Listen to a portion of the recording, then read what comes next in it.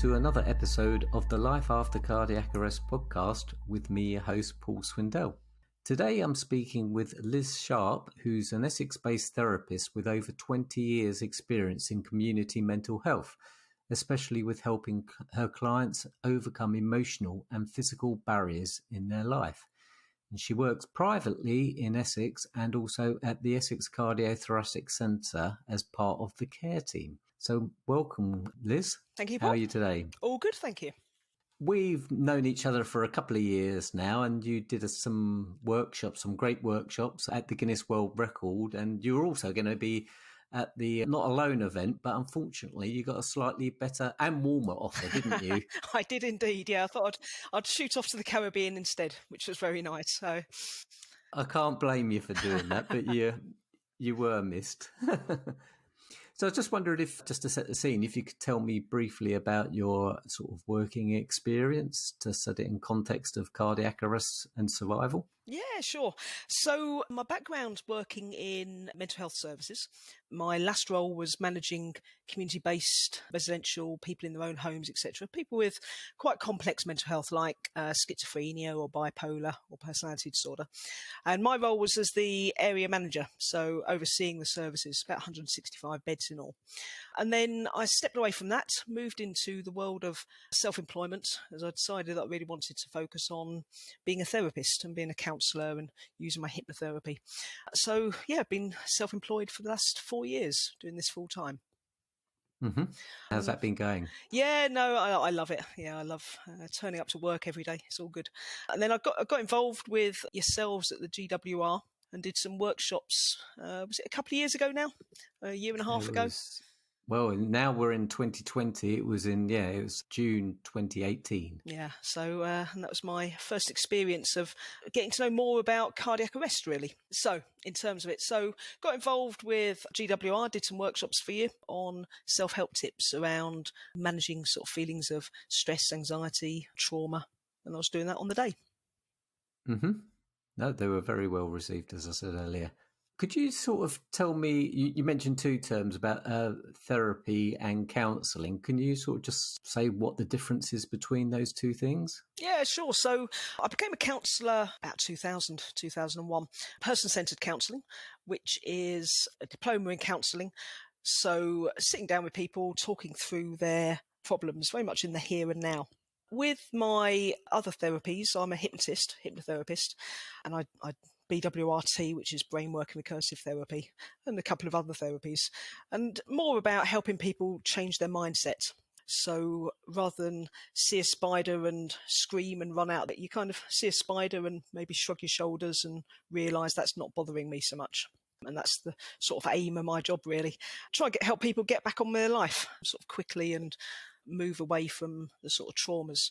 So in my day job, I work with people that might have anxiety or depression or stress, or maybe overcoming addictions or post-traumatic stress disorder, getting over the trauma. And then with the work with the people with heart conditions, helping people get back on with their life after that. So in my introduction, which I took a little bit from your website, I must confess, you say you help people get over their emotional and physical barriers. What do you mean by that? So in terms of it, so somebody that I might see that's had a cardiac arrest or a significant cardiac event, as well as all of the physical stuff, so you might be signed off by the doctor and say you're fit to get back on with your life now.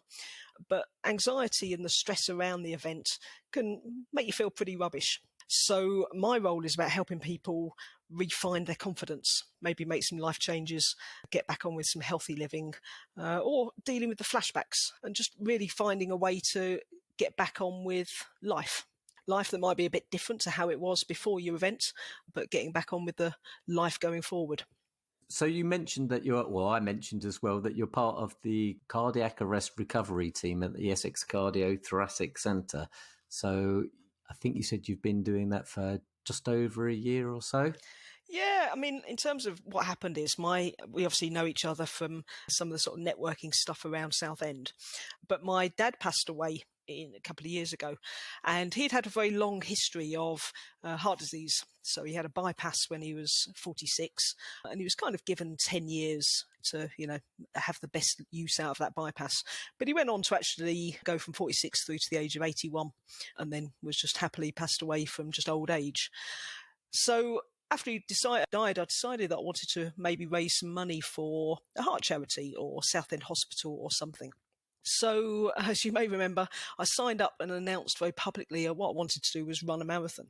And believe me, I don't like running, as I realised as soon as I announced it and decided which way I was going to go about training and raising money for charity.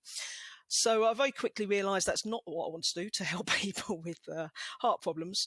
And then you came along and said about, did I want to do a workshop at the GWR?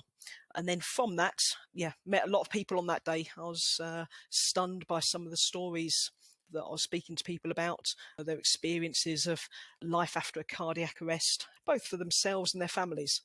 I'm really struck by the emotional after effects, which, despite my 20 years as a therapist, it wouldn't have occurred to me. So from that, I contacted Dr. Keeble and said that, look, I can give some time. If there's anything I can do to help people recover from such a cardiac event, cardiac arrest, then I'd be happy to do so. And then I've been going along to Basildon CTC units on Tuesday since then. So that's just over a year months. Ago. Yeah. Mm-hmm. So I see up to 3 clients a week. I know not every hospital in the country has this access to this amazing therapies and what the rehab team do there. But I see up to 3 clients a week and try to help the person go from where they are, which may not be in the best of emotional states, into... What point do you get to see them? How soon after have they been discharged when you see them? Or yeah, they're generally discharged. They may be going to the gym and being part of the rehab there, and then they'll come along and see me after that. So for maybe up to 6 sessions. Some people only need 1. Some people go ahead and take the whole 6. And how long would a session be? About an hour and a quarter for each person. So I also work with relatives as well. So maybe the person who's given the support on the event. Typically, do you see them together or do you see them individually? Generally individually. I've had people come along where both of them have come in. But what I find is it's obviously 2 different very experiences of the same situation, 2 different emotional reactions. And also 2 people will be at different levels or different parts of their emotional journey with it. So somebody might be feeling angry where the other one's feeling okay, or maybe somebody's in a state of anxiety, and sort of dealing with the 2 different parts. So generally individual sessions are better. Would you be able to say what the sort of common issues that you see with, say, the patient, i.e. the person who's had the cardiac arrest, and the person who's come with them, the partner? I'm guessing some of those people may have actually been involved with their rescue as well, considering that a lot of them happen at home. Yep. For the patient, I generally find sometimes people are telling their story for the first time. So they've come out of hospital and I'm going to suspect that everyone knows the story because their families have been telling people, the work colleagues all know about it. So sometimes when they turn up and sit in the room with me, they're kind of talking through it for the first time, which seems sometimes a bit odd, but trying to make sense of what's happened to them and how life's changed and how they're feeling about it. How are people when they retell their story? It varies. Some people are trying to make sense of it and trying to understand it. Some people are sometimes a bit confused, in terms of, well, they're saying it was a cardiac arrest, but I can't quite believe that because I don't remember anything that happened before and I just woke up in hospital. Do you get people being emotional while they're telling it? Definitely. Yeah, definitely emotional. Sometimes people will be feeling anxious or depressed or just generally quite stressed because obviously life has changed as well. Maybe there's changes to work or career or their role in the family, things they'd normally be able to do at that point not being possible to do. And the trauma around also, if it happened and didn't anticipate it happening, didn't have any sort of warning, then not necessarily having enough trust in your own body again. Because if it's happened once, then could it happen again? Is some of the things I find. Mm-hmm. And what about do patients have flashbacks as well? Because Yep. I've got no recollection at all, but occasionally I hear of one or two people who say they could remember this or they could remember that, and they don't like that experience of having a flashback. Yeah, there can be, it varies. Some people will say they remember the morning before it happened, or maybe the week before it happened, and then it all goes a bit blank. Or people have sort of maybe flashbacks to possibly times when they were in ICU or recovering from the anaesthetic, etc., and having the sort of nightmares around that and since. Mm-hmm. And as I mentioned earlier, the partners or lifesavers sometimes. What sort of things do you see that the issues these people have? Again, the stress around the whole event, the relationship may have changed whilst the health of the person is improving. Maybe they've had to take on a different role and different responsibilities, maybe within the home. But the stress of the whole thing happening as well. What if I hadn't been there? What if it happens again? And obviously fear, the fact that it happens to their loved one and partner. And thinking about changes as well, because it obviously impacts on the whole family dynamic. So perhaps thinking about how their kids have responded, or sort of older adults in the family, and taking on obviously a lot of the responsibility, but trying to sometimes not talk to their partner about it, of how it feels for them. So again, sometimes they're talking for the first time. You're right, because quite often it's all focused around the patient, isn't it? And the partner never gets a chance to sort of offload what's troubling them. I know that was a situation for my wife, and it can be a big burden for them to, especially if they're not getting any support from the hospital or from other places, because you go from the situation when you're in hospital, you're being looked after normally fantastically, and then you're discharged, and then all of that pressure, the care pressure, is put onto the partner really, and it can be quite a concerning time for them, as well as what they've possibly gone through before if they were there at the actual event, having to do CPR, seeing their partner in the worst possible state, as it were. Absolutely. Yeah, absolutely. And also remembering that people had a life before the cardiac event. So sometimes life isn't perfect before all of that. So there might be, maybe emotional issues or life issues or life change difficulties happening. And then that gets combined with everything to do with the hospital, and suddenly a new role of medication and appointments and the new roller coaster that the person's on. And, the emotions of everything from guilt to depression to anxiety to stress to sadness, fear for the future, because it's a significant change for everyone that's all concerned. With the partner maybe not feeling able to voice the fact that they're having a difficult time, because not wanting to put pressure on the person who's recovering. I think you're right there. They don't. Yeah, as I said, they feel like they can't add to the burden of the overall problem, as it were. Yeah. So, which is where people like you come in, where you give them someone to talk with and to sort of, I don't know if offload the problem is the right word, but help process the problem. Yeah, and know that it's okay to have those emotions. They're normal emotions. It's a normal state of affairs to feel anxious, depressed, sad, stressed, etc. And that it's okay to look for some support for yourself. I think where the attitude of some people might be, well, okay, you're okay now, you've been discharged, or you're lucky to be alive, so therefore what you're worrying about, why you're feeling sad. I think that puts a lot of pressure on people as well, because that adds to the feelings of guilt. I shouldn't be feeling this way. And sort of sometimes just accepting the fact, no, it's a really significant event that happened, and it's okay to allow time for that processing of those emotions to happen. You mentioned guilt there. Do you see people feeling guilty? I think it's another common reaction to such a significant event, the if-onlys. So, if only I'd got more sleep at night, or had exercised more, or if I'd done this. For the partner, the one about if only I'd, I don't know, stopped them smoking or made them do this, or should I have got them to the doctors a week earlier when they had a bit of flu, that sort of thing. It's a normal reaction of trying to make sense of a situation that isn't normal, because you're trying to make 2 and 2 add up to 4, but sometimes it takes a while for those pieces of the jigsaw to come together. I mean, I've seen sort of, I never felt guilty about it happening to me because I always felt like I'd lived a fairly healthy lifestyle, and so I hadn't bought it. But I see people feeling guilty because they survived, and maybe someone else who was perhaps in their mind more deserving of surviving didn't survive.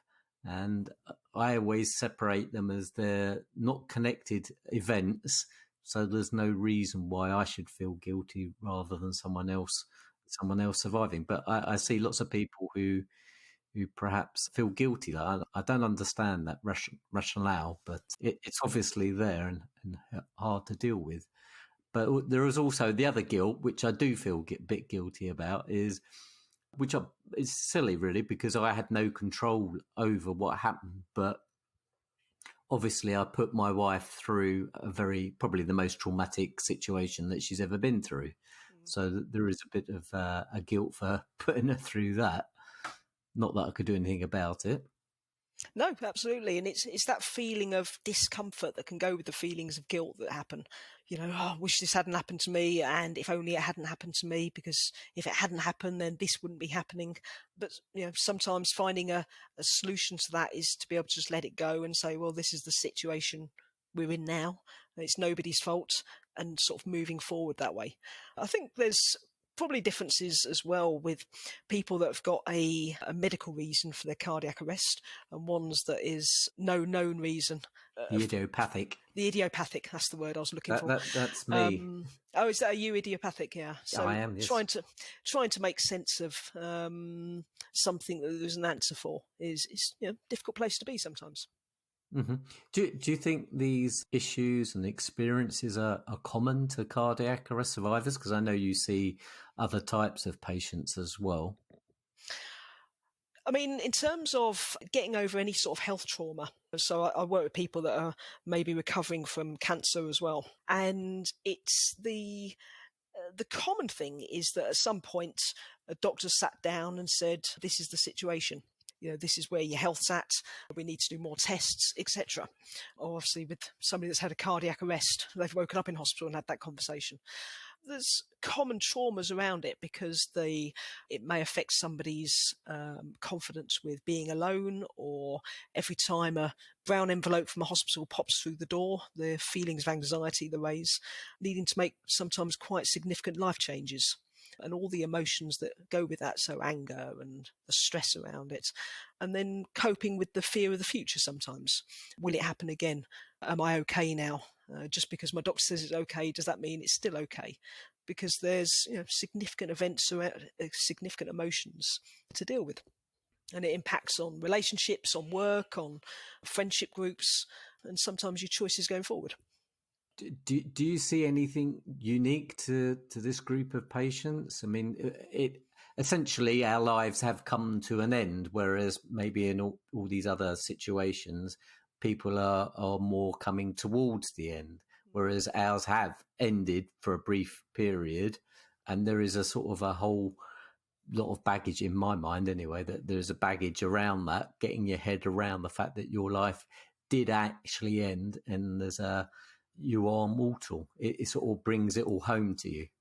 I think that's a really good point in terms of, so if I'm working with people that have got different health cardiac issues to people that have had a cardiac arrest, I'll sometimes notice a difference there. So in terms of a person that's had a cardiac arrest, you're absolutely right, has actually faced the point of this did happen. So it's kind of not necessarily a fear of dying, because actually something had to be done to get you back to living again. That can be quite a big difference. Does that make sense? Mm-hmm. I used to, in some of the talks I've done, mention about the Elizabeth Kubler-Ross grief curve. And I think you did some... I do some stuff on that. Yeah. And I that really resonated with me. Have you got anything to say about that at all? Yeah, I mean, just in terms of the fear of dying and the actual dying, I think it's a really good point as well in terms of what's the worst that can happen. There's a different emotional reaction to, well, it did actually happen. And I think that's sometimes where stuff like EMDR or BWRT or hypnotherapy can help deal with that. In terms of the Kubler-Ross, so yeah, I do think people go through those 5 stages. So the sort of denial, the bargaining, the anger that goes with it. And I think I noticed that in my sessions as well. So some people feeling like if I do this, then I'll stop it from ever happening again. Or if I try and pretend it didn't happen, then maybe it didn't happen. So sort of people go through those range of emotions. Certainly can be along the lines of anger. So why did this happen to me? I've never smoked, I've never drunk, I've always exercised. So why was it me that had the cardiac event when somebody up the road who might be on 20 a day, etc., they're fine? I think it's the range of emotions to go through. I think it's perfectly normal. And I think sometimes also just giving yourself the permission to feel those perhaps negative emotions, knowing that it's a normal state of affairs, that 70% of people with cardiac arrest will have stress, anxiety, depression, PTSD, knowing that it doesn't mean that you're going mad. It just means that your brain is helping to process it. We've established that people go through a lot of disparate feelings and not nice feelings and emotional problems. So how do you help them overcome these? So one thing I find is that quite a lot of the people that come through the door don't necessarily know how to relax, don't know how to necessarily switch off and calm their minds, calm their body. I also find that there's a fair proportion of people that don't really understand about how anxiety affects the body or how depression affects the body, because perhaps they've never experienced it before. And then suddenly they're having all these range of emotions that they've never experienced. So understanding and explaining what's happening if you're having a panic attack or if you're feeling anxious and the effect it has on your physical being makes a big difference. I think it can be quite common that somebody that's maybe had health issues may pop back up to the doctors saying, well, it feels like it's happening again, when perhaps that's just anxiety that's kicked in with the sort of stress that goes on.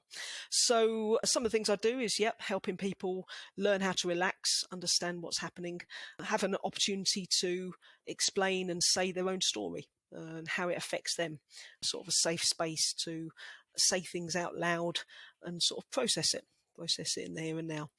Working out a bit of a plan sometimes, so what people intend to do for the following week until I next see them. That might be just the next step. In terms of working with clients, so I'm a hypnotherapist, the power of the subconscious, being able to let go of stuff that you're holding on to in sort of a content-free approach is really good. And also the sort of brain working recursive therapy that I do, as well as other stuff, which is just about changing a reaction. I think my main aim is to help the person to stop having the cardiac arrest as being maybe the headline news and let it just rescind a bit more into the background. So it's not about giving somebody amnesia or making them forget that it ever happened, but stop it from having the emotional impact that can then I don't think you have to give them amnesia of it, because a lot of them have already forgotten about it. Yeah, good point. And we quite often have dodgy memories afterwards anyway. Yeah. It's about being able to let go of the emotional impact of the event. I find personally that over the years, the more I've talked about it, the more I guess depersonalized it becomes, and it's more, like you say, pushing it off of the headline as time goes by. It's going towards the middle, and it'll drop out of the paper, and it won't be news. It'll just be something that happened. Yeah. And probably with all the stuff you're doing with the Facebook group and all the rest of it, you're getting lots of opportunities to talk it through and speak to people that are on the same journey, but maybe at a different point. Mm-hmm. I think that's very relevant. Yes, it helps to see that, if people are 18 months, 2 years ahead of you, you can see what life they're living and how they feel. And I guess it's just a case of, talking is good, isn't it? And is that a core principle of yours? Talking is good, yeah. I use a lot of the sort of work with the subconscious. So in terms of switching off the part of the brain that is yes but no but yes but, the sort of conscious critical part, and letting the sort of powerful subconscious kick in, create that new future, letting go of the traumas that are happening. So yeah, I find it really beneficial for clients. You said, I think at the beginning, you typically see people for up to 6 weeks, but sometimes just 1 week. Can it make a difference in that shorter space? Yeah, absolutely. Absolutely. Yeah, absolutely. In terms of, it doesn't necessarily need to be a life in therapy or a life of talking about stuff. You can work content free. You don't even have to necessarily say your story. Just know what it is you're feeling now and how it is you want to feel. And I guess you're giving people a toolkit of techniques that they can use for the rest of their life, really, to help deal with it.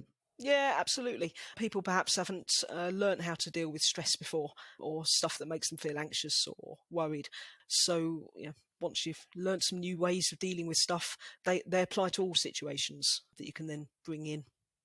So are there any sort of tools or tips that you can give to people on the podcast? Obviously, it's more difficult that when you haven't got someone sitting in front of you and they relay their story to you, and you can gauge how they are mentally and physically and emotionally. But are there any sort of things that you could perhaps give people to help them on their way? Yeah, sure.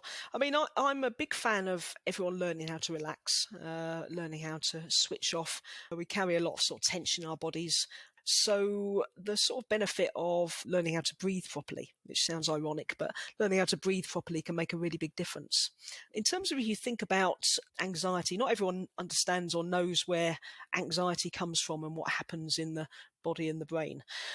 If you imagine that it was a fear of spiders, and you're looking at the floor and you've suddenly clocked that black thing with legs, or you think it is, then what happens is your eyes tell your brain that there's a potentially dangerous situation here, or your brain interprets it a potentially dangerous situation, and your body will fill up with all hormones that get you ready to run really fast or hit really hard or faint and freeze. So your body's filled up with all this adrenaline, and that will make you do things like getting as much oxygen as you can. So you start breathing in very quickly from the chest, getting in as much hyperventilating as you can. Your blood pressure may go up because you're sending that oxygen around your system so that your arms and legs can run faster and hit harder. So your arms and legs will then feel maybe heavy or tingly, that sort of thing. If you were to imagine that you're running for your life, you don't want to be digesting food. So that's where your need to go to the toilet comes in, or you couldn't bother, you couldn't face the idea of eating. You can feel quite shaky and quite trembly because you've got all of this extra hormones that's in your body getting you ready to run fast. If you were running fast, you wouldn't want to be hot and bothered, so you'd notice that you might start sweating or your palms go clammy. You stop being able to think straight. So all of the blood that's gone from the front part of the brain that's helping you rationalise and risk assess and plan, all that blood's gone there to feed the back of the brain, the reptilian brain, which gets you ready to respond. It's very much that dealing with danger. So you stop being able to think straight. So if you needed to try and remember something, you wouldn't be able to. If somebody asks you a question, you go a bit blank. And if you remember the public speaking feeling when somebody stands on stage doing the goldfish look with the mouth just open, it's because all your throat's dried up as well. You can't get the words out because everything's hot and bothered in your body, and your heart's going faster, and you're just not thinking straight and you can't remember. So that's all happening while the spider's there. And then somebody comes along and stamps on it, or it becomes a bit of black cotton. And then your body then calms itself down again. So all of that extra hormone then just becomes stress cortisol. And that kind of hangs around your body for 24, 36 hours, ready just to respond in case something else happens that you need a quicker response, like a third of a second response. So if you ever speak to somebody that's maybe had a panic attack or had a high feeling of anxiety, they might feel quite trembly for the next sort of 24, 36 hours, maybe have another mini little panic attack because the body is just on hypervigilance, hyper alert. just keeping on the sort of spider theme, then we learn how to keep ourselves safe and well. So our brain has learned that when you're in that situation, you stayed alive because I gave you all of this hormone and you responded like this, and that spider didn't kill you. So it then starts becoming that you look at the garden shed and you start thinking about the deck chairs getting out, and your brain remembers the fact there was a spider there once, so you start reacting just in case you have to go near the shed. Or you hear about people that maybe have been bitten by a dog, so they have a fear of big dogs, and then that fear becomes small dogs, and then the sound of dogs barking, and then the idea of not going near a park because there might be dogs there, because your body is filling yourself up with all this fight or flight response. So the main aim of all of it is to either stop yourself from reacting it, so you see the spider and you react as if it's nothing or it doesn't bother you. That's my main aim as a therapist and a counsellor. Or when the spider's in the room, to learn how to respond differently so you can calm yourself down and keep all of the blood in the right place and your body nice and calm so you can deal with the situation. Or if you've had the panic reaction, then after the event you can calm yourself down quicker, so you can take back control. So a lot of the sort of self-help tips I give is around managing those situations. So people, for instance, in the cardiac clinic who might suddenly feel like they can't go out the front door because they're too worried something might happen, or any sort of flashbacks to the trauma, being able to get yourself back down into a calmer place of being. Is that making sense? Mm-hmm, absolutely, yeah. So in terms of some of the tips, the main aim to keep yourself in control is to basically keep your body and your mind nice and calm. So if you imagine that you're faced by the spider and the first thing you start doing is breathing very quickly from the chest, as it were, that sort of top chest breathing, your mind also gets the message that there must be something wrong because you're breathing like this. So if you wanted to ever put yourself into the position of having a panic attack, if you were just to deliberately hyperventilate for a couple of minutes, you'd start feeling more on edge. It would just start normally happening for you because your brain is saying, well, there must be something wrong here. Have some hormones. Have some hormones so you can respond to whatever danger it is. So there's plenty of stuff on YouTube, or I've got stuff on my site. Learn how to breathe calmly from the more of the bottom part of the lung, as it were, the belly. Your brain then gets the message everything must be okay because you're not responding as if there's a problem. So even if there is a problem and the spider is there, if you respond calmly, then your mind won't go to pieces on you quite so much. So there's various things you could do. Square breathing, which is where you breathe in for 6 and you breathe out for 6. And you just notice how your muscles are getting heavier and more relaxed as you do that. But you could add to that, for instance, a favourite colour. So if you were to imagine that your favourite calming colour is a nice sky blue, just imagine yourself just breathing in that sky blue, letting it circulate around your body and then breathing out and just allows it as if it's a bubble just forming around you. You can do 7-11 breathing, which is where you breathe in for 7, you hold it for a second or two, and then you breathe out a bit slower. So you're just taking back control over your own responses. Really powerful. Can help you through a lot of situations just by simply being able to just calm things down in the second and dealing with things. Is that all making sense? Absolutely. And is this some stuff that people should do just when they're starting to get feeling anxious, or is it something they should incorporate into their sort of daily regime? I think everyone should do it a couple of times a day minimum. It's a minute or two, because what you're doing is you're just setting up some neural pathways, some ways of responding. So your brain then gets used to responding calmly. And the more calm we are, the more relaxed we are, then it helps you deal with a rubbish day. Mm-hmm. Or a challenge that might come along.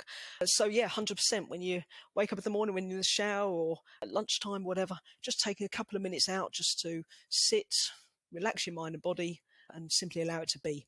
If you look on the Apple Watches, etc., I think there's also apps that you can watch it go in and out as if you were just following a bubble going in and out as well. So there's plenty of apps online there for doing that. So yeah, that's my number one tip, definitely. I guess it's a gateway into sort of mindfulness, I guess. Yeah, absolutely. It's simply about being more in the moment. When we're anxious, we're normally worrying about, well, this could happen, that could happen, and then what if that happens? And then before you know it, you've created a whole Stephen King story in your mind about what's going to go wrong in life, and if that happens, then this happens. That's not always helpful. So No. sometimes bringing yourself back to where you are now and staying sort of focused on that makes a difference. So similarly, in terms of my next tip, so if you imagine that your brain is in two halves, and you've got your logical side, which is that 2 + 2 is 4, and you've got your creative side, you've got the bit that loves creating stories or art and being artistic. If you get an object like a ball, like a stress ball, and pass it from hand to hand widely, and just follow it with your eyes as you go in left and right, then that also will just help you just rebalance things. It stops your Stephen King brain from sticking a big story in, telling you where the problems are, and brings you back into the moment. So that's another really useful tip for people if they're having a difficult time. Mm-hmm. I wonder how Stephen King sleeps at night. Yeah, his creative brain is very, very powerful on him. In terms of it as well, if people are struggling with anxiety, one of the things I always talk to people about is what they're doing to be creative. So if you're focusing on, for instance, art or jigsaws or putting together a Airfix model, that sort of thing, it can kind of just help center things again.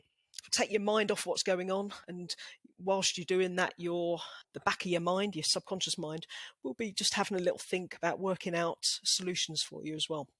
So again, just spending some time every day doing that sort of thing makes a really big difference to how you're feeling emotionally over the course of the week. Mm-hmm. Have you ever heard of expressive writing? Oh, that moves me on to another one that's on my list, morning Oh, pages. Yeah, no, okay. morning pages, which is if people find themselves waking up and just feeling really stressed before they've even got out of bed. One of my tips that I give people is 3 sides of A4, and you basically just write. So you might be everything from, oh, it's a blue sky day today, I wonder what I'm going to do later, to I'm really worried about this, I'm really angry about this, and I'm stressed by this, and maybe I'll go down the park. But basically you're just writing. You're not editing it, you're not thinking it back. And at the end of those 3 pages, where you're writing as quickly as you can, then you basically just fold up your bit of paper and you never read it again. What you're doing is you're clearing your mind. So you're emptying it of all the stuff, all the junk you've woken up with, and then you're able to move through the day, just feeling differently. Similarly, if somebody is experiencing insomnia, can't sleep at night, then that sort of thing can help as well, because you're clearing your energy of the day that's just gone, then hopefully able to switch off. Our brains are good at trying to remember stuff and give us lots of to-do lists, so sometimes you need to write it down so that we don't try to remember all the time. Mm-hmm. The cardiac arrest patients who see, do they often have sleep problems? Yes, really common, whether this is physical and down to medication or health as well. But sometimes, so if it's not down that route, then, the 3 o'clock in the morning, you've had a bit of a sleep and then you wake up wide awake at 3 o'clock in the morning worrying about X, Y, and Z. Can be quite common. Mm-hmm. Any more tips, or because I sort of interjected there with my expressive writing? What were you going to? Was that what you were going to say about expressive writing? Was it the same or? Similar. It's just a therapy where you do write, but you write explicitly about a trauma for I think it's 3 or 4 days for 15 minutes or so, and then Okay. like it's like you say, you just write whatever comes into your mind, and you don't have to read it afterwards, and you don't review it, you don't need to show it to anyone. It's just a case of getting your brain to process the trauma, essentially. Yeah. And apparently that has very good success rate. Yeah. No, I can see that. Yeah. Just being able to stop having it, piled up in your own brain. One thing I find that when I'm working with people with cardiac arrest particularly is about reaching a point of acceptance. So accepting the fact of the event and then being able to sort of future pace and look to the future. So seeing yourself, healthy in the future, how you want to be living your life, works really powerfully over hypnotherapy. But a lot of times I find that initially people find it sometimes quite difficult to see yourself at, on some holidays or in Christmas, because it's all the fear of what could happen, what if. So finding a way to jump your mind forward to the future can be really powerful as well. Mm-hmm. Could you just briefly say what hypnotherapy is? You've mentioned it a couple of times. I know you're a practitioner of it. Yeah, so it's basically a space to process what's happened and see yourself dealing with situations. So I spend some time with people finding out what the situation is, what they want to let go of, and how they want to feel instead, and then put that together with a script when somebody's in a state of hypnosis. We spend all our time in and out of hypnosis. So if you imagine that when you're driving a car and you've pulled up at your front door, not quite sure how you did the last couple of miles, but hoping you didn't cut a traffic light because you've gone left, right and just got on with your journey. And that's kind of like your subconscious taking over. Or when you're watching a Stephen King movie and you suddenly jump because the spider appears, again, it's you being engrossed in the story, so blocking out the world around you. So in terms of a hypnosis session, it's perfectly safe. If I said to somebody, give us your bank details, you'd just open your eyes and laugh at me and tell me where to go, because you're kind of always in control of what happens, and your level of depth of trance. I think it's a really powerful way of dealing with stuff. So I do recommend people listen to the podcast. Check it out. Check out your local practitioners. So if people aren't in the Essex area, is there a way, or don't have an equivalent clinic, a care clinic at their facility, how could people access you or a similar therapist in their area? Yeah, I mean, I work, and my colleagues will work with people over Skype and Zoom as well, because it all works with the power of technology now. So, but jumping on, having a look at sites. There's plenty of lists out there that people can then find out a qualified hypnotherapist or BWRT. Mm-hmm. That's brilliant. And Liz, if you want to check out her more, she's got a website which is liveyourlifetherapies.com, is it? It is, yep. Okay, that's cool. It's been really fascinating conversation with you, Liz. So thank you very much for spending this morning talking with me, and really appreciate it. Yeah, thanks for inviting me on. If you've got anything else to add, please add it. But otherwise, thank you very much. No, just wishing everyone good health and good luck for 2020. Thanks very much, and I'll speak again soon. Okay, thanks, Paul. This concludes this episode of the Life After Cardiac Arrest podcast, and I'd love to know what you think. And you can do that via Facebook, Twitter, Instagram, or the website southerncardiacarrestuk.org. And you can find us by Googling Southern Cardiac Arrest UK or the Life After Cardiac Arrest podcast. If you have found value in this or other episodes, please help spread the word by leaving a review on your podcast provider such as Apple or wherever is convenient. And don't forget, if you want to know more about life after cardiac arrest, check out our books, Life After Cardiac Arrest, on Amazon. Make sure you click subscribe, and I'll speak to you next time. Bye.